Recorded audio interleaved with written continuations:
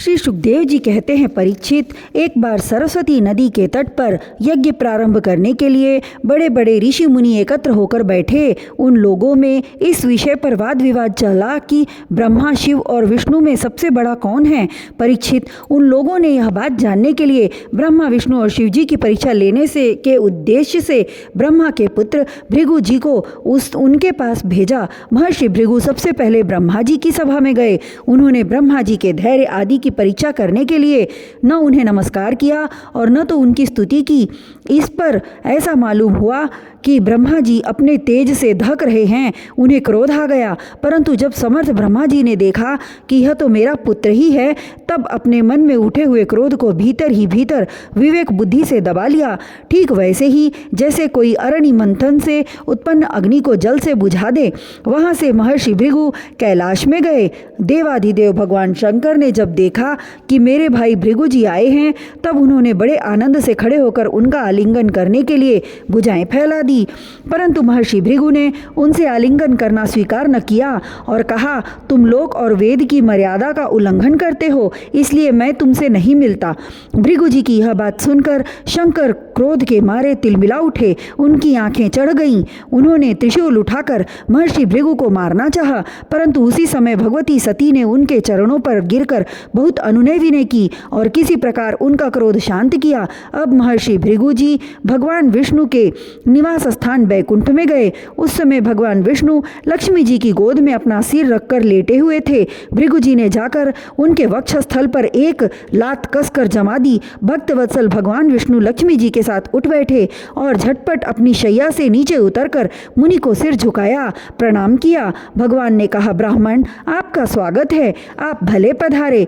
इस आसन पर बैठकर कुछ क्षण विश्राम कीजिए प्रभो। मुझे आपके शुभ आगमन का पता न था, इसी से मैं आपकी अगवानी न कर सका। मेरा अपराध क्षमा कीजिए। महामुने, आपके चरण कमल अत्यंत कोमल हैं। यूं कहकर भृगु जी के चरणों को भगवान अपने हाथों से सहलाने लगे और बोले, महर्षि, आपके चरणों का जल तीर्थों को भी तीर्थ बनाने वाला है।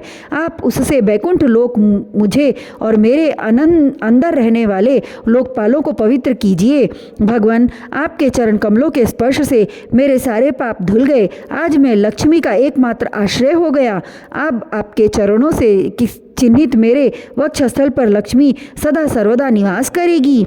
श्री सुखदेव जी कहते हैं, जब भगवान ने अत्यंत गंभीर वाणी से इस प्रकार कहा, तब भृगु जी परम सुखी और तृप्त हो गए। भक्ति के उद्रेक से उनका गला भर आया। परीक्षित, भृगु जी वहां से लौटकर ब्रह्मावादी मुनियों के सत्संग में आए और उन्हें ब्रह्मा, शिव और विष्णु के यहाँ जो कुछ अनुभव हुआ था वह सब कह सुनाया। भृगु जी का अनुभव सुनकर सभी ऋषि मुनियों को बड़ा विस्मय हुआ। उनका संदेह दूर हो गया। तब से वे भगवान विष्णु को ही सर्वश्रेष्ठ मानने लगे, क्योंकि वे ही शांति और अभय के उद्गम स्थान हैं। भगवान विष्णु से ही साक्षात धर्म, ज्ञान, वैराग्य, 8 प्रकार के ऐश्वर्य और चित्त को शुद्ध करने वाला यश प्राप्त होता है। शांत, समचित्त, अकिंचन और सबको अभय देने वाले साधु मुनियों की वे ही एकमात्र परम गति हैं, ऐसा सारे शास्त्र कहते हैं। उनकी प्रिय मूर्ति है सत्व और इष्टदेव ब्राह्मण। निष्काम, शांत और निपुण बुद्धि विवेक संपन्न पुरुष उनका भजन करते हैं। भगवान की गुणमयी माया ने राक्षस, असुर और देवता उनकी ये 3 मूर्तियां बना दी हैं। इनमें सत्वमयी देव मूर्ति ही उनकी प्राप्ति का साधन है। वे स्वयं ही समस्त पुरुषार्थ स्वरूप हैं।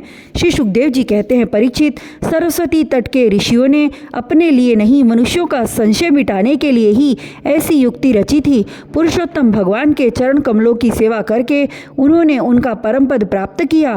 सूत जी कहते हैं, शौनकादिक ऋषियों, भगवान पुरुषोत्तम की यह कामनीय कीर्ति कथा जन्म मृत्यु रूप संसार के भय को मिटाने वाली है।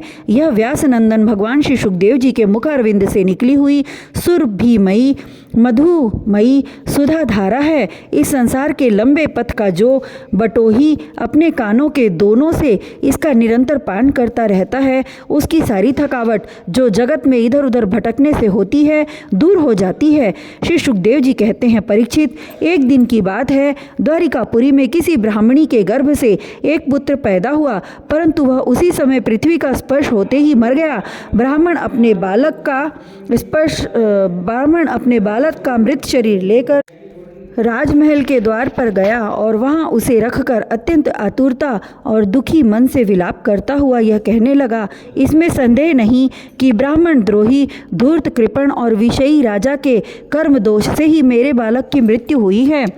जो राजा अहिंसा परायण, दुखशील और अजितेंद्रिय होता है, उसे राजा मानकर सेवा करने वाली प्रजा दरिद्र होकर दुख पर दुख भोगती रहती है और उसके सामने संकट पर संकट आते रहते हैं। परीक्षित, इसी प्रकार अपने दूसरे और तीसरे बालक के भी पैदा होते ही मर जाने पर वह ब्राह्मण लड़के की लाश राजमहल के दरवाजे पर डाल गया और वही बात कह गया। 9वें बालक के मरने पर जब वह वहाँ आया, तब उस समय भगवान श्री कृष्ण के पास अर्जुन भी बैठे हुए थे। उन्होंने ब्राह्मण की बात सुनकर उससे कहा, ब्राह्मण, आपके निवास स्थान द्वारिका में कोई धनुषधारी क्षत्रिय नहीं है क्या? मालूम होता है कि ये यदुवंशी ब्राह्मण हैं और प्रजा पालन का परित्याग करके किसी यज्ञ में बैठे हुए हैं। जिनके राज्य में धन, स्त्री अथवा पुत्रों से वियुक्त होकर ब्राह्मण दुखी होते हैं, वे क्षत्रिय नहीं हैं। क्षत्रिय के वेश में पेट पालने वाले नट हैं, उनका जीवन व्यर्थ है। भगवान, मैं समझता हूँ कि आप स्त्री पुरुष अपने पुत्रों की मृत्यु से दीन हो रहे हैं। मैं आपकी संतान की रक्षा करूँगा। यदि मैं अपनी प्रतिज्ञा पूरी न कर सका तो आग में कूदकर जल मरूंगा और इस प्रकार मेरे पाप का प्रायश्चित हो जाएगा। ब्राह्मण ने कहा, अर्जुन, यहाँ बलराम जी, भगवान श्री कृष्ण, धनुर्धर शिरोमणि प्रद्युम्न, अद्वितीय योद्धा अनिरुद्ध भी जब मेरे बालकों की रक्षा करने में समर्थ नहीं हैं, इन जगदीश्वरों के लिए भी यह काम कठिन हो रहा है, तब तुम इसे कैसे करना चाहते हो? सचमुच यह तुम्हारी मूर्खता है।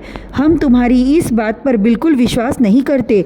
अर्जुन ने कहा, ब्राह्मण, मैं बलराम, श्री कृष्ण अथवा प्रद्युम्न नहीं हूँ। मैं हूँ अर्जुन, जिसका गांडीव नामक धनुष विश्वविख्यात है। ब्राह्मण देवता, आप मेरे बल पौरुष का तिरस्कार मत कीजिए।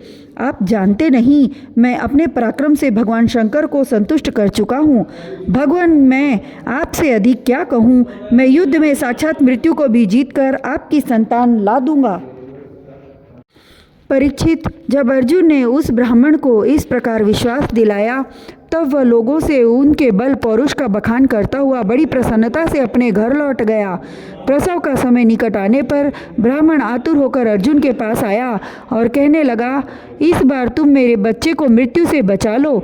यह सुनकर अर्जुन ने शुद्ध जल से आचमन किया तथा भगवान शंकर को नमस्कार किया। फिर दिव्य अस्त्रों का स्मरण किया और गांडीव धनुष पर डोरी चढ़ाकर उसे हाथ में ले लिया। अर्जुन ने वाणों को अनेक प्रकार के अस्त्र मंत्रों से अभिमंत्रित करके प्रसव गृह को चारों ओर से घेर दिया। इस प्रकार उन्होंने सूतिका गृह के ऊपर नीचे अगल बगल वाणों का एक पिंजरा सा बना दिया।